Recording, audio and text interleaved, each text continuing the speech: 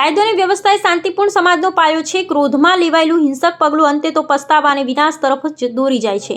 કાયદાના હાથ હંમેશા લાંબા હોય છે. બનાસકાંઠા જિલ્લાના થરા નજીક આવેલા ઓગળના ઉણ ગામમાં ગઈકાલે સર્જાયેલ હિંસક ઘટનામાં પોલીસે હવે મોટી અને કડક કાર્યવાહી હાથ ધરી છે. ગઈકાલે ચૌધરી સમાજના લોકોના એક વિશાળ ટોળા દ્વારા ઉણ ગામના બાનમાં લેવાના મામલે વહીવટીતંત્રે આકડું વલણ અપનાવ્યું છે. હુમલાની ગંભીરતાને જોતા પોલીસે કડક એક્શન લઈ વિધિવત પોલીસ ફરિયાદ નોંધી છે. પ્રાપ્ત માહિતી અનુસાર 15થી વધુ ચૌધરી સમાજના વ્યક્તિઓ સામે નામજોગ અને 800થી વધુ લોકોના અજાણ્યા ટોળા સામે ગુનો દાખલ કરવામાં આવ્યો છે. આ પોલીસ ફરિયાદમાં ચૌધરી સમાજના કેટલાક મોટા અને જાણીતા આગેવાનોના નામ પણ સામેલ હોવાનું પ્રબળ અનુમાન લગાવવામાં આવી રહ્યું છે. પોલીસ દ્વારા FIR નોંધાતા જ કાયદાના ડરના ટોળાનો ભાગ બનેલા અનેક આગેવાનો અને અસામાજિક તત્વો રાતોરાત ભૂગર્ભમાં ઉતરી ગયા છે. પોલીસની મેગા ડ્રાઈવ ગુનેગારોને કાયદાના પાઠ ભણાવવા પોલીસે અલગ અલગ ટીમો બનાવી દીધી છે. હુમલામાં સડોવાયેલા તમામ લોકોને ઝડપી પાડવા માટે પોલીસ દ્વારા ઠેર ઠેર દરોડા અને તજવીજ હાથ ધરવામાં આવી છે. પોલીસની આ સઘન કાર્યવાહીથી સમગ્ર પંથકમાં ખળભળાટ મચી ગયો છે અને કાયદો વ્યવસ્થા જાળવી રાખવા પોલીસનો ચુસ્ત બંદોબસ્ત ગોઠવી દેવાયો છે. અહેવાલ જયંતિભાઈ ઠક્કર.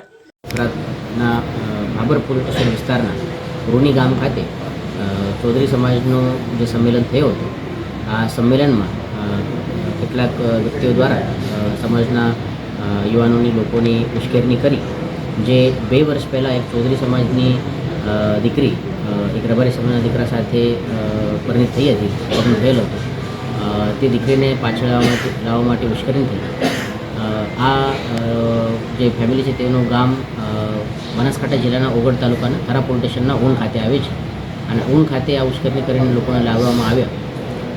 આજે 1000થી પણ વધુ લોકોના જે ટોળા હતા તે ટોળા બહુ એગ્રેસિવ હતા. માહિતી મળ્યા પછી તાત્કાલિક પોલીસ તે જગ્યા ઉપર પહોંચી 2 થી 3 કલાક તેઓની સમજાવટ પણ કરવામાં આવી અને તેમ છતાં તેઓ દ્વારા ત્યાંથી વિખરાવા નથી આવ્યા. વોર્નિંગ આપ્યા પછી પણ પોલીસ ઉપર અને લોકો ઉપર પથ્થરમારા કરવામાં આવ્યો.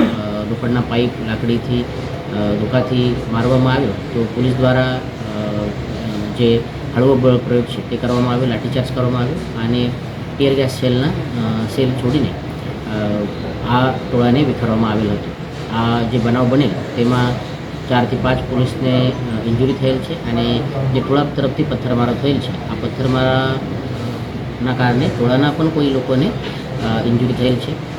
આ તમામ લોકોની સારવાર માટે પણ તજવીજ કરવામાં આવેલ છે.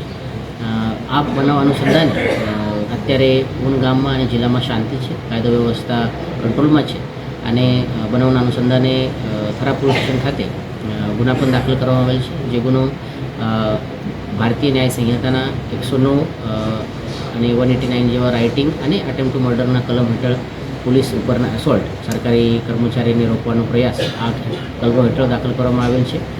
ગુનામાં 16 જેટલા નામજોગ આરોપી છે અને અન્ય 1000 લોકોનો ટોળા આરોપીમાં છે. 16માંથી 4 લોકોની અત્યારે અમારા પાસે અટકાયત કરવામાં આવેલ છે અને બાકી જે આરોપી છે તેઓની ઓળખાણ અને તેઓની અટકાયત માટે અત્યારે જુદા જુદા જે ટીમો છે તે બનાવવામાં આવેલ છે, જેમાં ડિવિઝન ખાતેથી 2 ટીમો અને LCB SLBની 2, આમ 4 ટીમ કામ કરી રહી છે. તમામ જે આસપાસના ગામ છે તેમાં શાંતતા સમિતિની મિટિંગ પણ શરૂ છે. જુદા જુદા સમાજના જે આગેવાન છે, ચૌધરી સમાજ હોય, રબારી સમાજ હોય, સામાજિક ધાર્મિક તમામ આગેવાનો દ્વારા અપીલ પણ કરવામાં આવી રહી છે. હું પણ આપના સૌના માધ્યમથી તમામ સમાજના, ખાસ કરીને ચૌધરી અને રબારી સમાજના લોકોને અપીલ કરું છું કે કોઈ પણ અફવાઓના ઉપર આપ વિશ્વાસ ના રાખો, કાયદા હાથમાં ના લો. જે પણ આપની કોઈ રજૂઆત હોય તો આપ અમારા પાસે આવીને અથવા જે પણ સામાજિક પ્રશ્નો તે સામાજિક રીતે સોલ્વ કરી શકો છો. કાયદા હાથમાં ન લેવા મારા તરફથી આપની વિનંતી અને સૂચન છે. અને અત્યારે જિલ્લાની પરિસ્થિતિ, કાયદાની વ્યવસ્થાની પરિસ્થિતિ સારી છે. ઓકે.